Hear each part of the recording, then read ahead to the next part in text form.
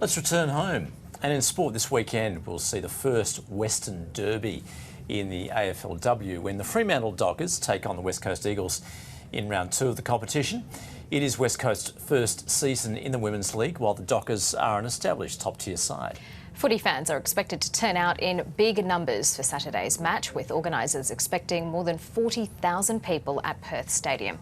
Well, to discuss the build-up, I'm joined by Dockers player Gabby O'Sullivan, who joins us from Fremantle's training ground in Coburn. Thank you so much for your time tonight. How is the team preparing for this momentous match? Oh, look, we're so excited. Just about to have our last training session before the big game tonight, so we'll prepare really well tonight so we can, put our work on show for Saturday. And there could be a record-breaking crowd for the game. How exciting is that? Oh, super exciting. I know we've played, at the same stadium with about 40-odd thousand people in year 2. So I think for the first ever derby, we can expect massive numbers. And for anyone who hasn't got their tickets, just make sure you get them. They're $3 for a good cause, and hopefully we can break a record. Yeah, is it going to bushfire relief? Is that what the $3 per ticket goes to? Yeah. Absolutely. So the AFL has done a really good job at making sure that we can give back to those communities affected, and if we could do our little part by putting on a show on Saturday and that money go towards those families in need, then yeah, we're all happy. Let's talk about the match itself. Fremantle go in hot favourites, which is really the opposite of how things played out 25 years ago. You would have been too young when the first AFL Western Derby took place. How important is it for your side to record its first win over the Eagles?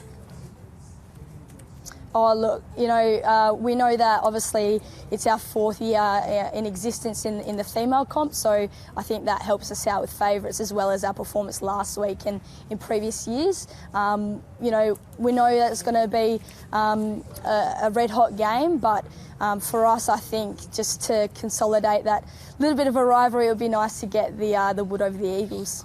Yeah, for the first time, for sure.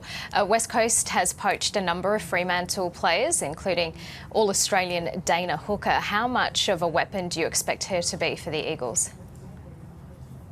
Oh, Dana's going to come out firing like she does every game. That's what makes her such a great player. And hopefully we can just do our part to combat her, how she plays on the day, and, we can control what we can control at this stage.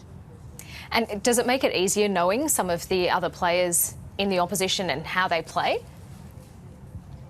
Yeah, absolutely. But, every year, every pre-season, you try and bring something else to the team. So whilst we may know 7 or 8 players, we still know that they've got some things that we may not have seen before, and some players are going to do some things on a big stage that that we can't account for. So control what we can control, and hopefully we'll get out on top. There's a lot of excitement around Dockers' young gun, Roxanne Rue. What difference does having a boot like hers make to the side?